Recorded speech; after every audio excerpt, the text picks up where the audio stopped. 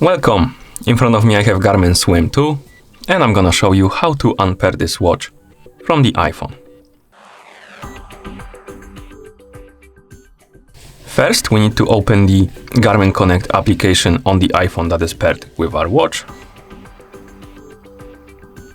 Once you open the application, you should see the page called My Day.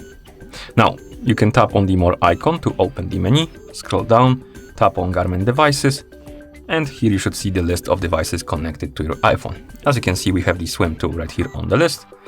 Tap on it to open this page, and now tap on the icon in the top right corner to open the menu, tap on Remove Device, and tap on Remove to confirm.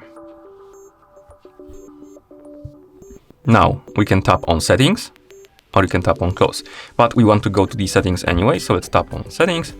It will redirect us to this page, but we can go back to the main page of the settings, and on the main page of the settings you should see option called Bluetooth. Tap on it, and here you should see the Swim 2 on the list of my devices.